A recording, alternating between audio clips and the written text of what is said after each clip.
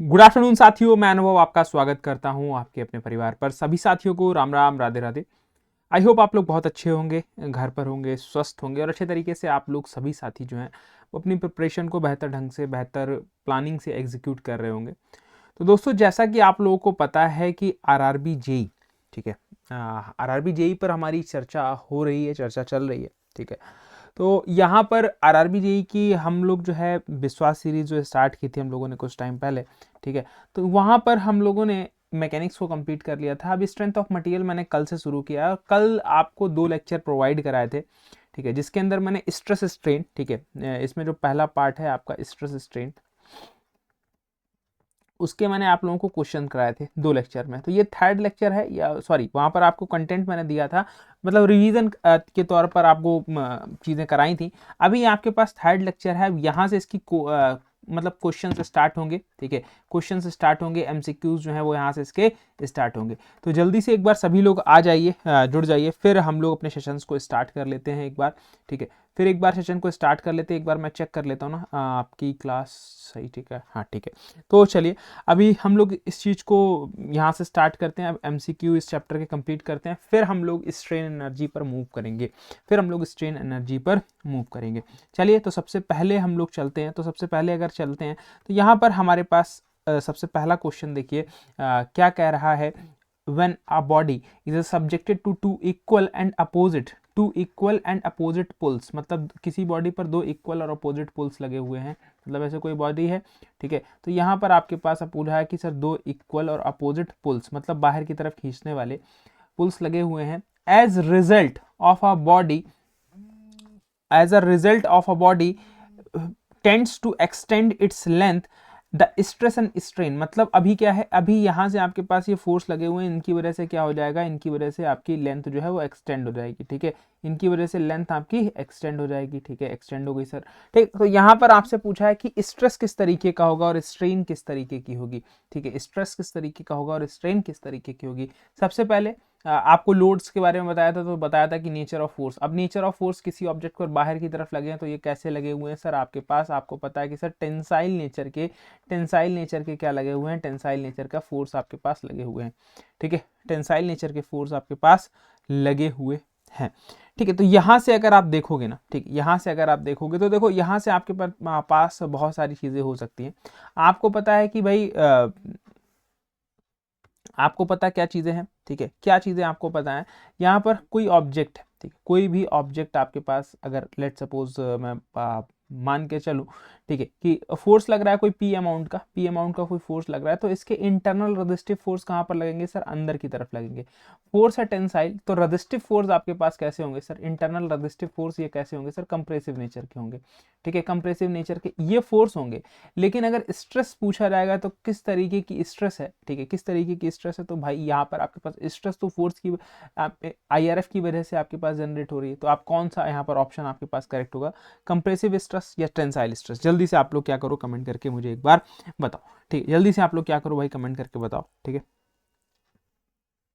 यहाँ पर आपके पास क्या होगा भाई, आपके पास स्ट्रेन का तो आपका बिल्कुल शॉर्टेड है, क्योंकि स्ट्रेन तो आपके पास लेंथ बढ़ेगी, तो स्ट्रेन में तो टेंसाइल ही आने वाला है, ये नहीं होगा, ये नहीं होगा, ठीक। बी 80 में से ही ऑप्शन करेक्ट होगा, या तो टेंसाइल स्ट्रेन कंप्रेसिव स्ट्रेस के साथ टेंसाइल स्ट्रेन, या फिर टेंसाइल स्ट्रेस के साथ टेंसाइल स्ट्रेन। देखो यहाँ पर आपको बताऊं, देखो जिस अमाउंट का फोर्स लगता है ना, जिसे जिस जिस नेचर का फोर्स होता है, उससे अपोजिट नेचर का क्या होता है, उससे अपोजिट नेचर का आपके पास स्ट्रेस होती है।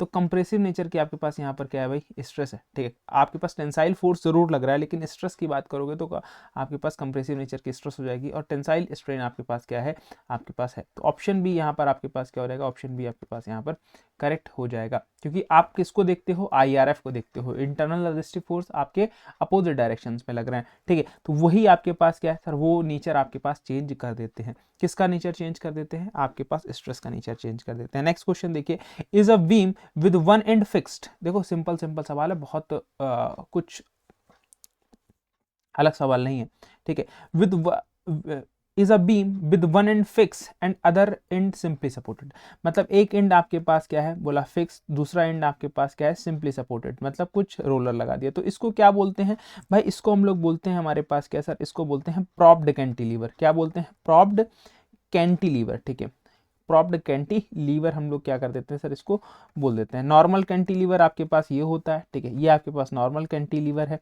ठीक। सिंपली सपोर्टेड की बात करते हैं तो सर एक पॉइंट पर हमारे पास हिंज सपोर्ट और एक पॉइंट पर हमारे पास सर रोलर सपोर्ट, ठीक है। तो ये हमारे पास सिंपली सपोर्टेड बीम, ये हमारे पास सिंपली सपोर्टेड बीम है। तो यहाँ से आप चर्चा कर सकते हो, यहाँ से आप क्या कर सकते हो, चर्चा कर सकते हो। तो ये आपके पास क्या है, प्रॉप्ड कैंटिलीवर, सिंपल सा option C is the correct answer, option C is the correct answer, ठीक। नेक्स्ट क्वेश्चन पर बात करते हैं। देखिए कुछ क्वेश्चंस यहाँ पर मिक्स्ड हैं, कोई नहीं, मैं इसको एक्सप्लेन कर देता हूँ। The hoop stress developed in a thin cylinder, अभी मैंने हुप ये आपको पढ़ाया नहीं है। हुप स्ट्रेस आपके पास थिन सिलेंडर में कितनी डेवलप होती है, क्या पूछा है भाई, थिन सिलेंडर्स। देखो आपके पास दो चीज़ें होती हैं, ठीक है, एक तो आपके पास सिलेंडर होता है, ठीक है, एक सिलेंडर होता है, दूसरा आपके पास स्फीयर होता है, ठीक, स्फीयर होता है। देखो सिलेंडर के अंदर आपके पास कुछ इस तरीके का होगा, स्फीयर आपके पास गोला बॉल की तरीके से। तो यहाँ पर आपके पास सिलेंडर के अंदर आपके पास हुप स्ट्रेस भी हो सकता है, लॉन्गिट्यूडनल स्ट्रेस भी हो सकता है। यहाँ पर हुप स्ट्रेस होता है PD/2T और लॉन्गिट्यूडनल स्ट्रेस होता है PD/4T। लेकिन आपके पास यहाँ पर आपके पास सिर्फ और सिर्फ हुप स्ट्रेस ही होगा, नो लॉन्गिट्यूडनल स्ट्रेस। यहाँ पर कोई भी लॉन्गिट्यूडनल स्ट्रेस नहीं होता, क्योंकि यहाँ पर एक बॉल ही है, बॉल आप लॉन्गिट्यूड आप कैसे इसमें डिफाइनाइट करोगे। तो यहाँ पर आपके पास क्या है सर, स्फीयर के केस में आपके पास जो हुप स्ट्रेस है वो कितना होता है, PD/4T होता है, ठीक। तो यहाँ पर आपके पास क्या पूछा है, सिलेंडर के लिए पूछा है। सिलेंडर के लिए आप देख सकते हो क्या sir, PD/2T, PD/2T, that is option B is the correct answer, ठीक, option B is the correct answer, ठीक।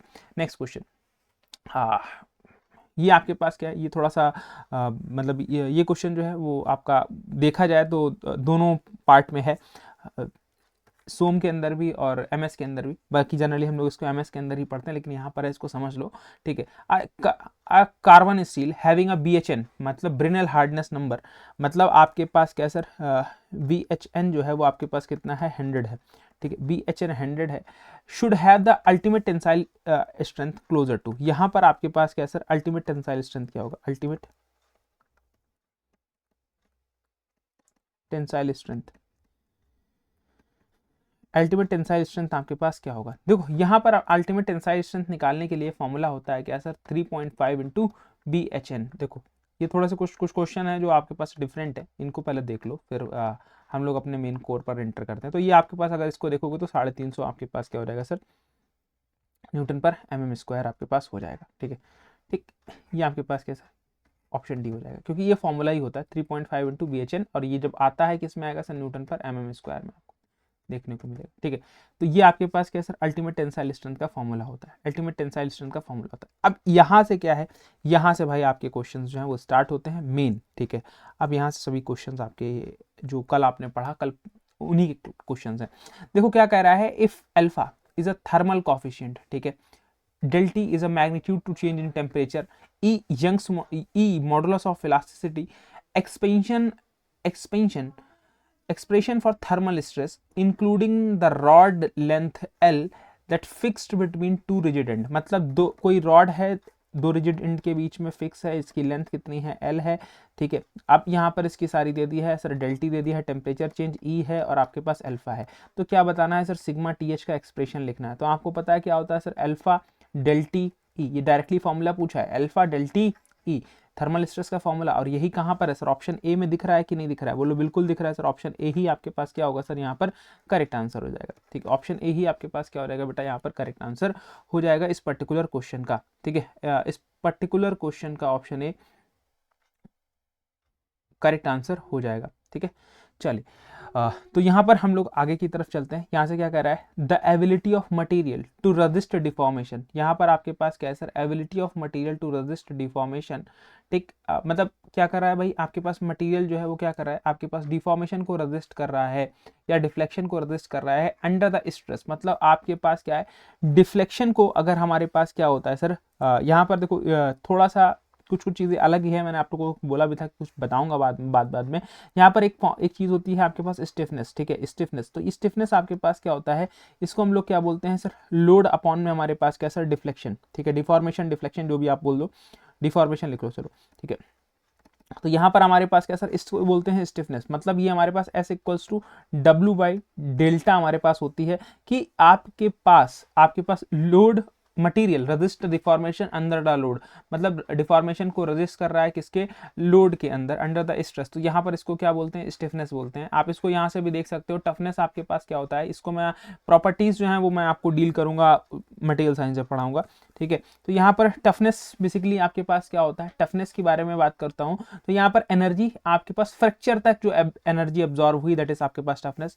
मैकेनिकल स्ट्रेंथ, किसी भी ऑब्जेक्ट की स्ट्रेंथ के बारे में। डक्टिलिटी, किसी भी ऑब्जेक्ट को कैसे आप वायर की फॉर्म में कन्वर्ट कर सकते हो, उसकी कितनी कैपेबिलिटी है, ठीक है, दैट इज वो डक्टिलिटी आपके पास शो करती है, वो आपके पास किसी भी ऑब्जेक्ट की डक्टिलिटी शो करती है, ठीक है। चलिए नेक्स्ट क्वेश्चन पर चलते हैं। Young's modulus for perfectly rigid, ठीक है, Young's modulus for perfectly rigid body, ठीक है, रिजिड बॉडी के लिए यंग्स मॉडुलस क्या होगा, यंग्स मॉडुलस क्या होगा, ठीक है। ये देखो थोड़ा सा क्वेश्चन क्या है, ये डायरेक्टली आप बता सकते हो लेकिन थोड़ा सा इसमें रहता है, ठीक है, थोड़ा सा रहता है। अब कैसे समझ सकते हो, देखो इसको जनरली आपको आंसर अगर याद है तो जीरो, बिल्कुल सही बात है, कोई दिक्कत वाली बात नहीं। लेकिन सर अगर नहीं याद है तो क्या, आपको बताया हुक्स लॉ बताया कि stress is directly proportional to strain होता है।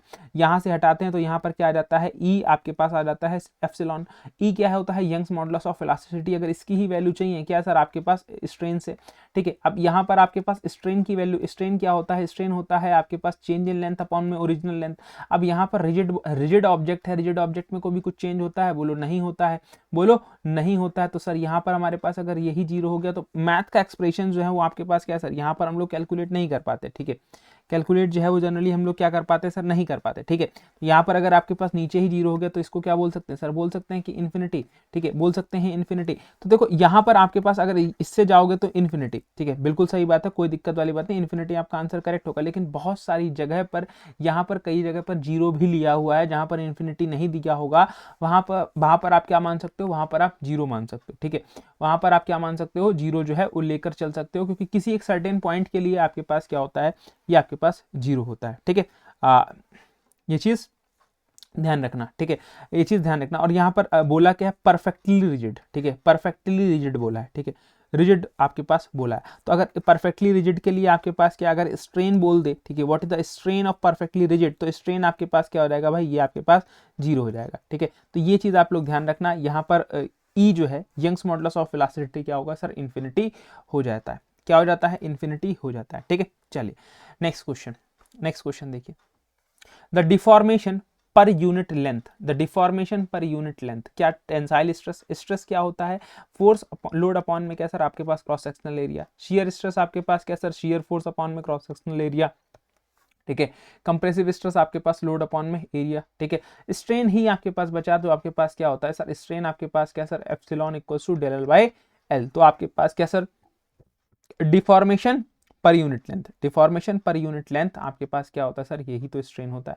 यही तो स्ट्रेन आपके पास होता है, ठीक है। तो इस चीज, अब पॉइजन्स रेशियो, ठीक है, पॉइजन्स रेशियो, चलो यहाँ पर आप लोग पॉइजन्स रेशियो में लिख लो, Poisson's ratio is always less than, तो आपको मैं लिखवा देता हूँ किस दो चार ऑब्जेक्ट, एल्यूमिनियम एलॉयज, ठीक, brass, bronze, cast iron, steel,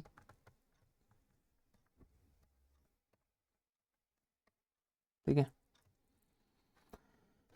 तो कितना कितना होगा, एल्यूमिनियम एलॉय के लिए बात करें तो सर हमारे पास कितना होता है सर, 0.33, ठीक है, ब्रास के लिए 0.34, ब्रोंज के लिए हमारे पास 0.34, कास्ट आयरन के लिए 0.23 से आपके पास 27, स्टील के लिए हमारे पास 0.25 से 0.33, ठीक है।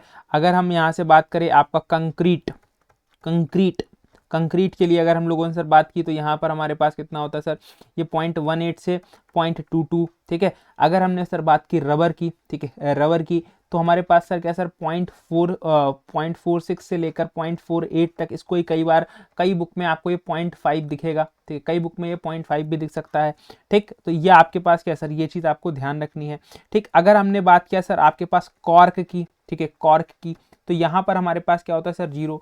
पॉइजन्स रेशियो को किससे डिफाइंड करते हैं सर, हम लोग डिनोट करते हैं म्यू से, ठीक है, म्यू से डिनोट करते हैं। तो ये आपके पास हो गया, इतने वैल्यूज को आपको याद रखना, यहाँ से कुछ भी क्वेश्चन पूछा जा सकता है। तो यहाँ पर हमेशा कम किससे होगा, हमेशा कम आपके पास 0.5 से होता है, क्योंकि मैक्सिमम आपके पास रबर का ही होता है। तो ये आपके पास पॉइजन्स रेशियो की range zero is greater than equals to mu equals to आपके पास लेस देन इक्वल्स टू आपके पास किससे सर 0.5 से। तो ये रेंज आपको ध्यान रखनी है, ठीक है, ये रेंज आपको ध्यान रखनी है, ठीक है, ये रेंज आपको ध्यान रखनी है, ठीक। और ये किसके लिए है सर, आपके पास इंजीनियरिंग मटेरियल्स के लिए है, ठीक है। ये जो रेंज मैंने आपको बताई है ना, ये इंजीनियरिंग मटेरियल्स के लिए बताई है, ठीक। ये चीज़ भी ध्यान रखना, इंजीनियरिंग मटेरियल्स के लिए आपके पास ये रहेगा, ठीक। यही आपके पास क्या है सर, आपके पास रहने वाला है, ठीक है। चलिए नेक्स्ट चलते हैं। अब मेटेलिक क्यूब, अब metallic cube is subjected to a equal pressure, ठीक है। एक मेटेलिक क्यूब जो है is subjected to a equal pressure P on its 6 faces, on its all 6 faces, मतलब ये मेटेलिक प्रेशर है 6 फेजेस, मतलब कोई क्यूब होगा एक्चुअली, मतलब कुछ इस तरीके से, ये कुछ इस तरीके से है। तो यहाँ से आपके पास क्या है, ठीक है, मतलब यहाँ से भी कुछ प्रेशर है, यहाँ से भी कुछ प्रेशर है, यहाँ से भी कुछ प्रेशर है, यहाँ से भी कुछ प्रेशर है, ये सामने भी कुछ प्रेशर है, ये पीछे भी कुछ प्रेशर है, ठीक है, पीछे भी कुछ प्रेशर है। तो ये हर तरीके से प्रेशर आपके पास लगा हुआ है, ठीक। If epsilon B is a volumetric strain, produce the ratio P by epsilon B, ठीक है। मतलब आपके पास लोड अपॉन में वॉल्यूमेट्रिक स्ट्रेन, ठीक, लोड अपॉन में वॉल्यूमेट्रिक स्ट्रेन। तो देखो यहाँ से आप डायरेक्टली जो है इसको बता सकते हो ये क्या है, ठीक है, कि आपके पास लोड, आपके पास जो भी स्ट्रेस है, स्ट्रेस अपॉन में क्या सर हमारे पास डायरेक्टली स्ट्रेन, क्योंकि अगर ये आपके पास लगा है इक्वल प्रेशर बोल दिया है, चाहे आप अब फ्लूइड को अभी मैं आपको पढ़ाया नहीं हूँ, ठीक है, लेकिन जो आपके पास क्या होता है, जो आपके पास हम लोग अगर बल्क मॉडुलस को स्ट्रेंथ ऑफ मटेरियल में पढ़ रहे हैं, तो स्ट्रेस डायरेक्ट स्ट्रेस अपॉन में वॉल्यूमेट्रिक स्ट्रेन। अगर हम लोग फ्लूइड के अंदर पढ़ते हैं तो इसका भी मतलब आपके पास क्या होता है, वही बल्क मॉडुलस ही होता है, ठीक। बल्क मॉडुलस ही होता है कि आपके पास क्या सर, आपके पास प्रेशर अपॉन में क्या वॉल्यूमेट्रिक स्ट्रेन। तो यहाँ पर हमारे पास ये क्या है, ये हमारे पास सर वल्क मॉडुलस है, वल्क मॉडुलस हमारे पास है। शियर मॉडुलस आपके पास shear stress by shear strain का रेशियो, ठीक है। इलास्टिक मॉडुलस नॉर्मल स्ट्रेस मतलब या फिर लीनियर स्ट्रेस अपॉन में क्या सर आपके पास लीनियर स्ट्रेन, ठीक। Strain energy per unit volume, ठीक है। तो इस पर चर्चा हम लोग फर्दर करेंगे, ठीक है। तो अभी आप लोगों को बता दें कि अगर आप सभी साथियों ने, ठीक है, नेविगेटर को अभी तक परचेज नहीं किया, आप लोग बिल्कुल इसको परचेज कर लीजिए, बहुत महत्वपूर्ण बुक है ये आपकी CVT 2 के लिए। CVT 1 का नेविगेटर जिसने भी परचेज किया होगा उसने अपना चेंज देखा होगा, ठीक है, कितने क्वेश्चंस वहाँ से आए हैं, ठीक है, बहुत सारी चीज़ें आपको हूबहू मिली होंगी, बहुत सारी चीज़ें आपको कौन के कॉन्सेप्ट्स पर मिली होंगी, ठीक है। तो ये इसी तरीके का आपके पास CVT 2 का भी नेविगेटर साबित होगा, टेक्निकल नॉन टेक्निकल सभी चीज़ें यहाँ पर मेंशन्ड है। पिछले 14 पेपर जो है यहाँ पर आपको सॉल्व मिलेंगे 2019, 15 और 14 के मिलाकर। इस QR कोड के माध्यम से आप क्या कर सकते हैं भाई, जुड़ सकते हैं इस नेविगेटर से, ठीक है। और आपके पास इसका जो प्राइसिंग है वो आपके पास 333 रुपये जो है बेटा रखा गया है। अब कुछ लोग ऐसे हैं कि जिनके कुछ सब्जेक्ट्स नहीं कंप्लीट हैं, तो वो कंप्लीट कर सकते हैं कहाँ से, वो कंप्लीट कर सकते हैं बेटा आप अपने RRB JEE के सेगमेंट में जाकर, ठीक, आप क्या कर सकते हो, अपने उन सब्जेक्ट को कंप्लीट अप कर सकते हो। कंप्लीट आप क्या कर सकते हो वहाँ पर कर सकते हो। कैसे कंप्लीट होंगे सर, ये कंप्लीट जो होंगे आपके पास, ये कंप्लीट जो है आपके पास कैसे होंगे भाई, इनको जो है आप क्या कर सकते हो भाई, गेट एकेडमी के एप्लीकेशन पर जाकर इसको परचेज कर सकते हो। RRB JEE का बैच CVT 2 का कंप्लीट यहाँ पर रिकॉर्डिंग फॉर्मेट में आपके पास क्या है भाई, रिकॉर्डिंग फॉर्मेट में अवेलेबल है, ठीक है। तो यहाँ पर आप रिकॉर्डिंग लेक्चर्स अवेलेबल हैं, आप इनका यूटिलाइजेशन करो और अपनी अच्छे तरीके से जो है वो प्रिपरेशन को स्टार्ट करो, ठीक है। प्रिपरेशन को क्या करो भाई, ज़बरदस्त तरीके से आप क्या कर लो, स्टार्ट कर लो अपने पेस पर। कोई भी सब्जेक्ट जो आपने, हाँ, जो आपका नहीं पढ़ा है या पढ़ा हुआ है, ठीक है, आपको रिवाइज़ करना है तो आप अपने पेस पर रिवाइज़ कर सकते हो, और साथ में मेरे साथ प्रैक्टिस मैं आपको यूट्यूब पर कराता हूँ, तो आप यहाँ से प्रैक्टिस कर सकते हो। कैंपस रिक्रूटमेंट ट्रेनिंग प्रोग्राम कर सकते हो, ऑल स्टेट AE JEE का बैच आप परचेज कर सकते हो 777 में। स्मार्ट कोर्सेज, डोपामीन कोर्सेज भी आप परचेज कर सकते हो। इंजीनियरिंग सर्विसेज का नॉन टेक, ठीक है, 777 में। गेट के सब्जेक्ट वाइज कॉम्बोज जो हैं ये भी अवेलेबल है, आप इनको भी क्या कर सकते हो भाई, परचेज कर सकते हो, इनको भी परचेज कर सकते हो। तो ये सभी चीज़ें आप लोगों के लिए क्या है, बेहद ज़रूरी है। आप लोग एक बार गेट एकेडमी के ऑफिशियल वेबसाइट पर या फिर आप जो है आप लोग ऑफिशियल एप्लीकेशन पर जरूर विजिट करिए। आप लोगों को सारी क्लियरिटी अपनी प्रिपरेशन से रिगार्डिंग सारी चीज़ें आपको पता चलेंगी। अभी कुछ साथी ऐसे होते हैं कि जिनको बुक से पढ़ने में मज़ा आता है, तो भाई अभी आपके पास ब्यूटीफुल टाइम है, आप बिल्कुल बुक मंगा सकते हैं इस QR कोड के माध्यम से। ठीक है, 2 वॉल्यूम्स में बुक्स रहेंगी। पहले वॉल्यूम में FM, thermo, heat transfer, RAC, mechanics of material, machine design और जनरल एप्टीट्यूड, ये पहले वॉल्यूम के अंदर रहेगा। दूसरे वॉल्यूम के अंदर आपके पास engineering mechanics, theory of machine, industrial engineering, production engineering, mathematics, ये आपके पास दूसरे वॉल्यूम के अंदर रहने वाला है। ये वॉल्यूम 2 आपके पास क्या है सर, वॉल्यूम 2 के आपके पास सब्जेक्ट्स ये हैं। ठीक है, और आपको मैं बताऊं तो यहाँ पर आपके पास जो हैंडबुक है, ठीक है, ये आपके पास क्या भाई, ये तो रामबाण बुक है। आप इसको क्या करो भाई, कुछ नहीं करना, आप उसको सैंपल पढ़ो। ठीक है, एटलीस्ट इसका सैंपल जो है वो रीड अप करो आप। ठीक है, सैंपल जो है वो आप लोग क्या करो भाई, रीड करो, क्योंकि सैंपल अगर आप रीड करोगे तो बहुत बढ़िया रहेगा। क्या है भाई, यहाँ पर कंप्लीट कॉन्सेप्ट्स, थ्योरी, फॉर्मूलाज, ये आपके पास क्या है, ये आपके पास आपके पास प्रेजेंट रहेंगे। ठीक है, किसके किसके लिए यूज़फुल है, गेट ESC के लिए, PSUs के लिए, आपके पास और कम्पिटिटिव एग्जाम्स के लिए बहुत इंपॉर्टेंट है, बहुत यूजफुल बुक्स जो है वो रहेगी। कौन सी आपके पास, ये जो आपकी हैंडबुक है। ठीक है, शॉर्ट नोट्स अगर आपने नहीं बनाया तो आप बिल्कुल इसको परचेज कर लो इस QR कोड के माध्यम से। सैंपल आप पहले पढ़ लो। ठीक है, सैंपल पढ़ोगे आपको बहुत ही मजा आने वाला है, बहुत ही मजा आने वाला है। सैंपल पढ़ के आप मंत्रमुग्ध हो जाओगे और उसके बाद जरूर इस चीज़ को परचेज करोगे। ठीक है, जरूर जो है वो इस चीज़ को आप क्या करोगे भाई, परचेज करने वाले हैं। तो इस QR कोड के माध्यम से आप इसके साथ भी जुड़ सकते हैं। चलिए नेक्स्ट क्वेश्चन पर आते हैं, नेक्स्ट क्वेश्चन पर आते हैं और हम लोग क्या करते हैं, आगे की तरफ चलते हैं। ठीक है, नेक्स्ट क्वेश्चन पर आते हैं, आगे की तरफ चलते हैं। क्या कह रहा है, the ratio of the linear stress, the ratio of the linear stress to the linear strain. अब ये आपके पास क्या होता है भाई, लीनियर स्ट्रेस मतलब सिग्मा एप्सिलॉन। तो मतलब अगर इनका रेशियो पूछा है तो ये तो भाई सीधे सीधे हुक्स लॉ से आपके पास मॉडुलस ऑफ इलास्टिसिटी या फिर यंग्स मॉडुलस हो गया। ठीक है, सिंपल सी बात, कोई लॉजिक ही नहीं है सर यहाँ पर। तो sir simple simple one liner question आ रहे हैं। ठीक है, अब रिलेशन बताना है। ठीक है, यहाँ पर आपके पास E जो है वो मॉडुलस ऑफ इलास्टिसिटी है, K बल्क मॉडुलस है। ठीक है, अब आपको एक चीज़ मैंने बताई थी, अगर आपको नहीं याद है, जब पॉइजन्स रेशियो के बारे में मैंने कल बताया था, तो आप म्यू से रिप्रेजेंट करते हैं, या फिर हम लोग आपको बताया था कि 1/m से भी रिप्रेजेंट करते हैं बहुत जगह। तो यहाँ पर आपके पास 1/m से किया गया है, तो आपके पास क्या, आपके पास किसका, E और K का, E और K का रिलेशन क्या होता है सर, आपके पास E equals to 3K 1 - 2 mu, ये होता है ना। तो अब आपके पास क्या sir, E equals to 3K 1 - 2/m लिख सकते हैं, क्योंकि सर आपके पास ये क्या होता है सर, म्यू को लिख सकते हैं 1/m। तो ये आपके पास कहाँ पर है सर, एक ही ऑप्शन है, एक ही ऑप्शन 3K वाला दिख रहा है, तो सर ऑप्शन तो यही हो जाएगा। ऑप्शन तो सर हमारे पास क्या है सर, यही करेक्ट हो जाएगा। तो आपके पास ऑप्शन आपके पास क्या सर, C जो है वो करेक्ट हो जाएगा। ठीक है, ऑप्शन C जो है वो यहाँ से आपके पास करेक्ट हो जाएगा। Next question, factor of safety. ठीक है, फैक्टर ऑफ सेफ्टी की बात करते हैं तो फैक्टर ऑफ सेफ्टी आपके पास क्या होता है, फैक्टर ऑफ सेफ्टी FOS जो है ये आपके पास क्या होता है, तो ये आपके पास भाई, आपके पास रेशियो होता है किसका sir, ultimate stress to the working stress का रेशियो होता है। ठीक है, टू द वर्किंग स्ट्रेस का रेशियो होता है। अल्टीमेट स्ट्रेस मतलब मैक्सिमम स्ट्रेस आपकी कितनी जनरेट हो रही है और कितना स्ट्रेस पर आप वर्क कर रहे हो, यही इनका रेशियो जो है ये आपके पास क्या कहलाता है, ये आपके पास क्या कहलाता है भाई, फैक्टर ऑफ सेफ्टी आपके पास कहलाता है। कि आपके पास वर्किंग स्ट्रेस कितना है उस पर्टिकुलर ऑब्जेक्ट के लिए, पर्टिकुलर सिस्टम के लिए, और आप किस सिस्टम पर वर्क कर रहे हो, दैट इज रेशियो जो है वो आपके पास क्या है सर, आपके पास फैक्टर ऑफ सेफ्टी कहलाता है। तो ये आपके पास कहाँ पर सर, ऑप्शन डी यहाँ पर आपके पास करेक्ट आंसर हो जाएगा। ठीक है, ऑप्शन डी करेक्ट आंसर हो जाएगा। ठीक है, चलिए नेक्स्ट क्वेश्चन पर आते हैं।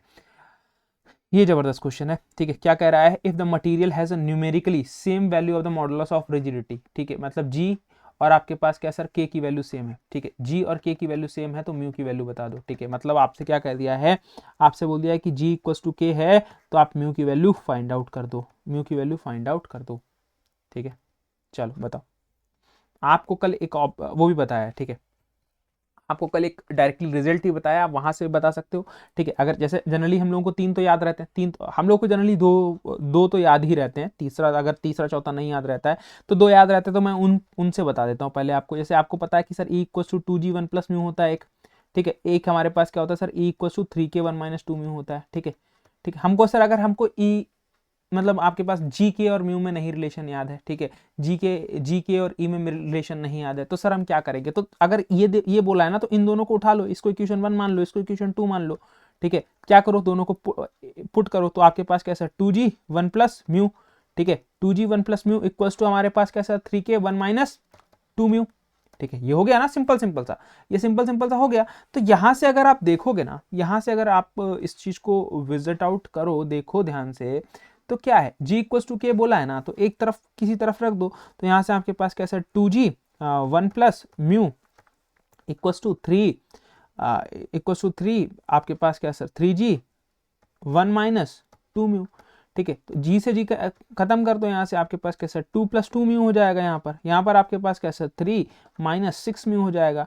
ठीक है, तो यहाँ से अगर आप इसको अब चेंज आउट करने की कोशिश करोगे तो इसको भेजो इधर, ठीक है, इसको भेजो इधर, तो यहाँ पर आपके पास कैसा 2 minus 3 equals to minus 6 mu minus 2 mu. तो यहाँ से आप अगर देखोगे तो यहाँ से आपके पास कितना, ये आपके पास -1 इक्वल्स टू -8 म्यू। तो यहाँ से आपके पास माइनस माइनस कैंसिल, तो यहाँ से कितना आ गया सर 1/8 इक्वल्स टू म्यू। ठीक, तो यहाँ से अगर आप इसको कोशिश करोगे सॉल्व करने की, तो 1/8 का मतलब आपके पास 0.125 हो गया। क्या हो गया 0.125 आपके पास हो गया, यही आपके पास तो है 0.125। ठीक है, क्या है आपके पास, यही तो है ऑप्शन डी 0.125। ठीक है, यही तो है आपके पास ऑप्शन डी 0.125। ठीक, तो 0.125 यही तो है ऑप्शन, आपके पास यही आंसर हो गया। ठीक, यही आपके पास क्या है, यही आंसर हो गया, सिंपल सा।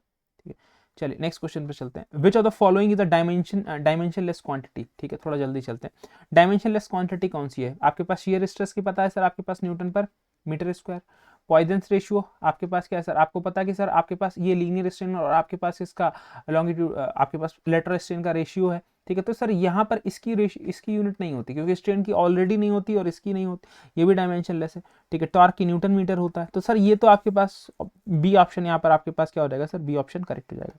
ठीक है, बी ऑप्शन करेक्ट हो जाएगा। ठीक है, चलिए नेक्स्ट क्वेश्चन पर चलते हैं।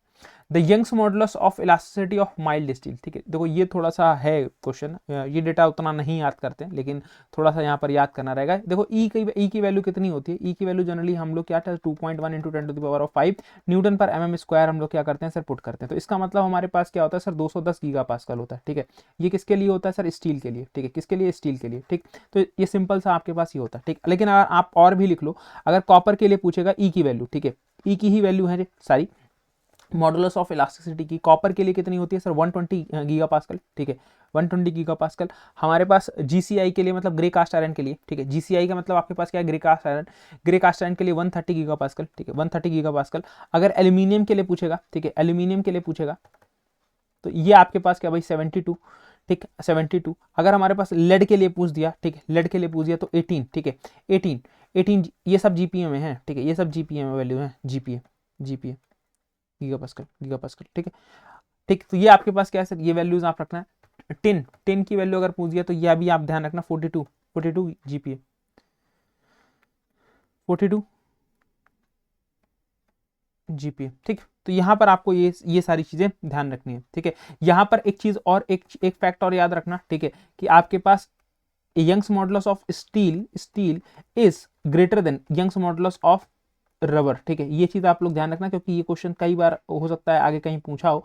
ठीक है, लेकिन इस फैक्ट को भी ध्यान रखना, ये फैक्ट है, इसको ध्यान रखना कि स्टील का यंग्स मॉडुलस जो है वो ज्यादा होता है किससे, आपके पास रबर से। ठीक है, स्टील का यंग्स मॉडुलस जो है वो ज्यादा होता है किससे, रबर से ज्यादा होता है। ठीक है, चलिए नेक्स्ट क्वेश्चन पे चलते हैं।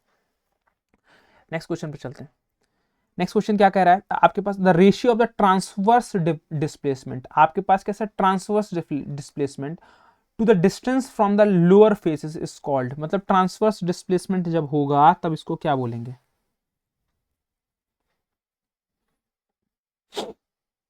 लोअर फेसेस से। ठीक है, लोअर फेसेस से ट्रांसवर्स डिस्प्लेसमेंट। ठीक है, लोअर फेसेस से ट्रांसवर्स डिस्प्लेसमेंट जब होता है तब हम लोग क्या बोलते हैं। ठीक है, तब क्या बोलते हैं। अब आपको देखो डायरेक्टली पता है तो आप आंसर कर सकते हो, सिंपल सा। नहीं तो फिर नहीं पता है तो फिर लॉजिक लगा लो।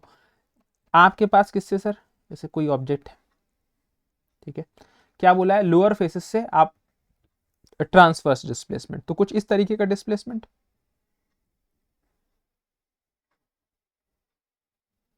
कुछ इस तरीके का डिस्प्लेसमेंट। अब ये जो डिस्प्लेसमेंट है ना, ये जो डिस्प्लेसमेंट है, तो ये आपके पास कैसा डिस्प्लेसमेंट है सर, ये आपके पास कैसा डिस्प्लेसमेंट है, ये आपके पास शियर स्ट्रेन। यहाँ पर आपके पास कौन सी स्ट्रेन आएगी, ठीक है, ये जो डिस्प्लेसमेंट हो रहा है ना, ठीक है, तो इसमें आपके पास कौन सा है सर, शियर स्ट्रेन है। ठीक है, शियर स्ट्रेन है, शेप चेंज हो रही, तो आपके पास शियर स्ट्रेन आपके पास यहाँ पर आ जाएगी। ठीक है, शियर स्ट्रेन आपके पास क्या हो जाएगा सर, यहाँ पर करेक्ट हो जाएगा। ठीक है, ट्रांसवर्स डिस्प्लेसमेंट आपके पास यही होता है। ठीक है, चलिए नेक्स्ट क्वेश्चन देखिए। endurance limit of steel is associated with, endurance limit of steel is associated with number of cycle in a fatigue loading. ठीक है, तो यहाँ पर आपके पास देखो ये डिजाइन से रिलेटेड क्वेश्चन है और ये बेसिकली आपके पास रेलवे का क्वेश्चन नहीं है, ये आपके पास डीएमआरसी का क्वेश्चन है। ठीक है, डीएमआरसी का क्वेश्चन है, दिल्ली मेट्रो का क्वेश्चन है। तो यहाँ पर आपको ध्यान रखना है endurance limit of steel associated with infinite number of cycle. ठीक है, इन्फिनाइट नंबर ऑफ साइकिल। ठीक है, इन्फिनाइट नंबर ऑफ साइकिल। ठीक, मतलब आपके पास जो एसएन कर्व होता है, ठीक है, एसएन कर्व जो आपके पास होता है, यहाँ पर आपके पास क्या है सर, स्टील के लिए, ठीक है, स्टील के लिए अबाउट जो है वो 10 की पावर ऑफ 6 साइकिल्स आपके पास क्या होती हैं सर, आपके पास यहाँ पर यूटिलाइज होती। ठीक है, ये बेसिकली जनरली हमारे पास क्या है सर, एसएन कर्व के लिए, एसएन कर्व फॉर स्टील के लिए 10 to the power of 6 cycle आपके पास क्या होती हैं सर, आपके पास यूटिलाइज होती हैं। तो यहाँ पर बेसिकली अगर पूछा जाएगा एंड्योरेंस लिमिट ऑफ स्टील, ठीक है, तो यहाँ पर आपके पास क्या है सर, इन्फिनाइट आपके पास क्या हो जाएगा सर, करेक्ट आंसर हो जाएगा। ठीक है, चलिए नेक्स्ट क्वेश्चन पर आते हैं। Abrupt changes of a cross section in a member is subjected to a result. मतलब एब्रप्ट चेंजेस मतलब सडनली चेंज कर दिया, सडनली चेंज कर दिया तो आपके पास क्या हुआ किसी के लोड के अंदर, तब आपके पास क्या होगा सर, आपके पास थर्मल स्ट्रेस, क्रीप, फटीग या फिर स्ट्रेस कंसंट्रेशन।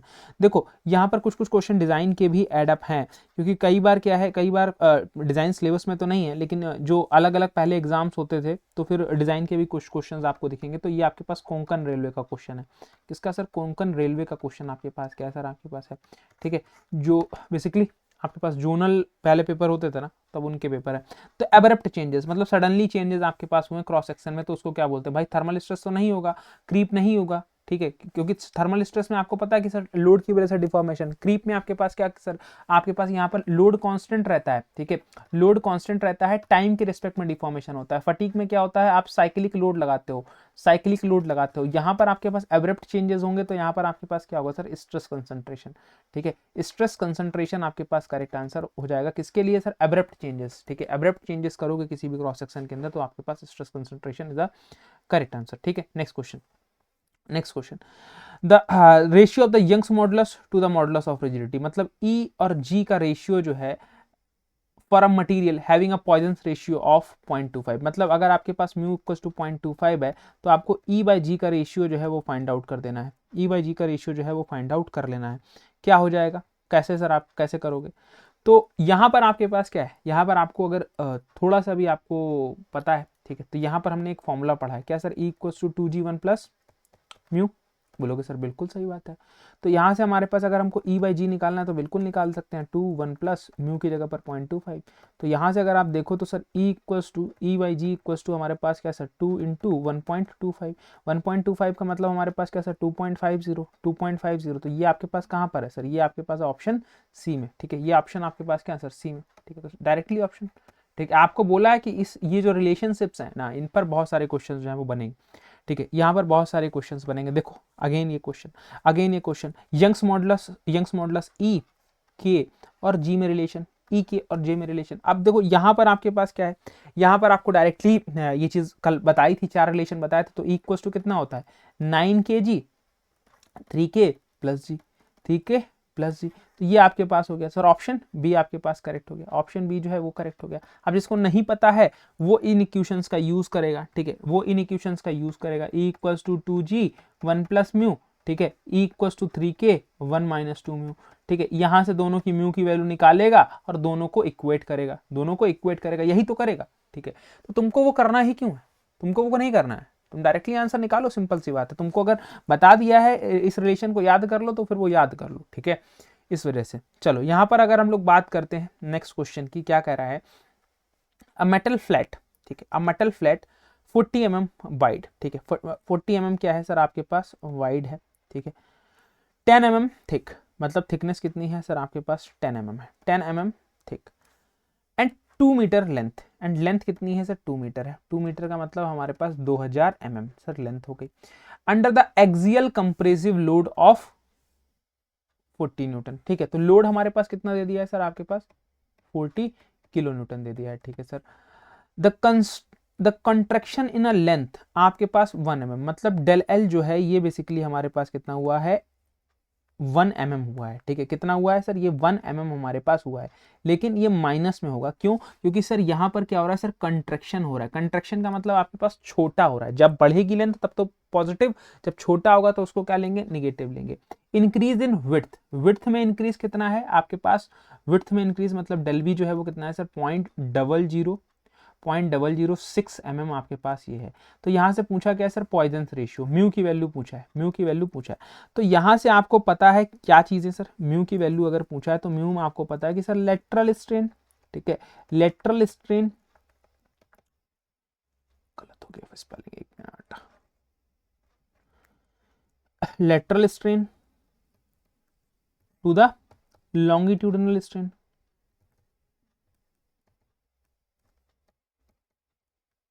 बीच में क्या लगा सर? यहाँ पर माइनस, ठीक है, यहाँ पर लगा माइनस।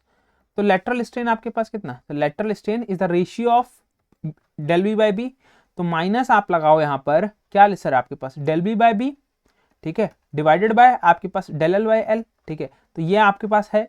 तो यहाँ से अगर आप देखो तो डेल बी आपके पास कितना दे रखा? माइनस अभी जो लगा है लगा रहने तो वो हट जाएगा, ठीक है। इसीलिए आपको बताया था। यहाँ पर आपके पास क्या सर? 0.006 डिवाइडेड बाई 40, ठीक है, डिवाइडेड बाय यहाँ पर आपके पास कितना सर? आपके पास -1, ठीक है, डिवाइडेड बाय आपके पास 2000, यही तो है। अब इसको यहाँ से देखो, अब इसको यहाँ से अगर यहाँ पर इसको लिखना चाहोगे कुछ इस तरीके से लिख सकते हो। आपके पास ये माइनस माइनस से अब देखो यहाँ से ऊपर से नीचे कट जाएगा। तो यहाँ से अगर इसको लिखोगे तो कितना सर? 0.006 डिवाइडेड बाय 40 इंटू 1, ये आपके पास कहाँ चला जाएगा? 2000 ऊपर चला जाएगा, ठीक है।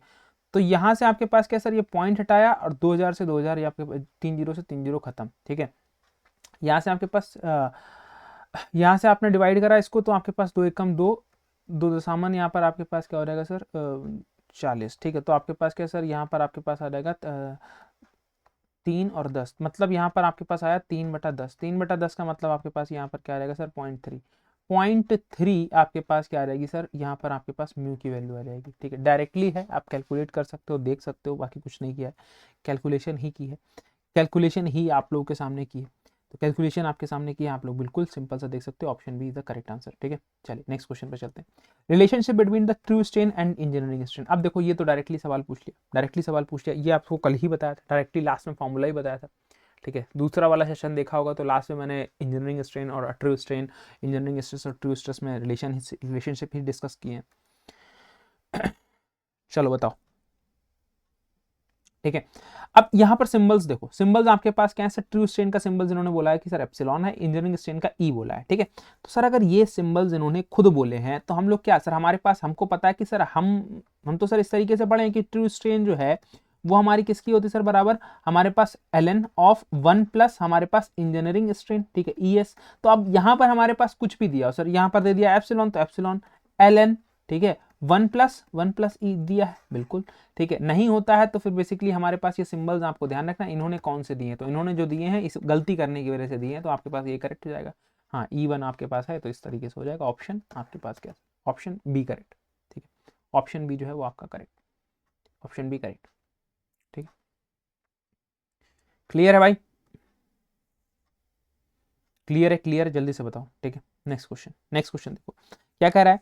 The impact test is done to test of material. मतलब इम्पैक्ट टेस्ट जो है वो अगर आप करोगे, ठीक है, done to test of material, ductility, toughness, strength या फिर हार्डनेस, ठीक है। इम्पैक्ट टेस्ट हम लोग क्यों करते हैं? ठीक, इम्पैक्ट टेस्ट हम लोग जो है वो क्यों करते हैं? आपको पता है कि भाई इम्पैक्ट टेस्ट जो है वो हम लोग क्यों करते हैं? इम्पैक्ट टेस्ट आपका किया जाता है भाई किसके लिए? किसके लिए? टफनेस के लिए, ठीक है।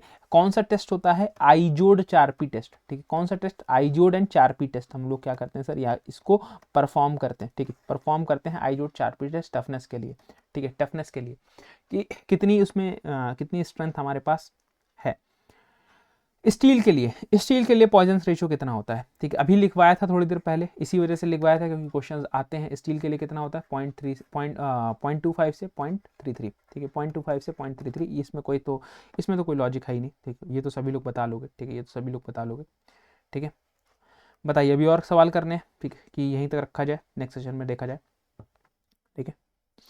तो ये सवाल आपका होमवर्क में, ठीक है, ये सवाल आपका होमवर्क में, इसका ऑफलाइन कमेंट करिएगा, ठीक है, इसका ऑफलाइन कमेंट आप लोग क्या करिएगा? बिल्कुल करिएगा, ठीक है। तो एक सेशन में हम लोग जो है वो 25 सवाल को ही डिस्कस करेंगे, ठीक है, एक सेशन में 25 सवालों को ही डिस्कस करेंगे, ठीक। तो मुलाकात करेंगे फ़िलहाल नेक्स्ट सेशन के अंदर। तब तक के लिए यहीं तक सेशन को रखेंगे, ठीक है। तो नेक्स्ट सेशन में आपसे चर्चा होगी आगे के क्वेश्चंस की। आज आपको जो शाम में सेशन मिलेगा, इवनिंग में सेशन जो मिलेगा, उसके अंदर मैं 50 तक क्वेश्चन तो मैं आपको करा दूंगा, ठीक है। मतलब जितने भी क्वेश्चंस हैं ना, तो कोशिश ये रहेगी, क्या कहते हैं, कि उन सभी क्वेश्चंस को हम लोग क्या करें, टैकल कर लें, देख लें। फिर जल्द से जल्द जो है चीज़ें कुछ और हम लोग इम्प्रूव करते रहें अपनी, और आगे की तरफ बढ़ते रहें, ठीक है। तो इस सेशन को फ़िलहाल के लिए यहीं पर समाप्त करते हैं, और मुलाकात करेंगे आपसे। UPPSC AE के लिए मैं कुछ इंपॉर्टेंट वीडियोस भी बना रहा हूँ आप लोगों के लिए, उनको देखिएगा। आज दोपहर में आपको मिलेगी, इवनिंग टाइम में आप वो भी देख सकते हैं। तो क्या क्या चीज़ें चेंज हुई हैं, क्या किन किन पॉइंट्स पर थोड़ा सा ध्यान रखना है आपको, तो वो सभी चीज़ों पर मैं थोड़ा सा चर्चा आप लोगों से करूँगा विस्तृत रूप से। तो उसको एक बार आप लोग देख लीजिएगा। बाकी तो फिर मुलाकात हम लोग करेंगे नेक्स्ट क्लास के अंदर। तब तक के लिए अपना ख्याल रखिए, अपने परिवार का ख्याल रखिए। Thank you so much. जय हिंद, जय भारत, धन्यवाद। Thank you so much. Questions आपके पास मेरे पास रेडी हैं, बस आपके साथ क्लास कंटिन्यू करनी है, ठीक है। तो चलिए फ़िलहाल के लिए थैंक यू सो मच। जय हिंद, जय भारत, धन्यवाद। Thank you class.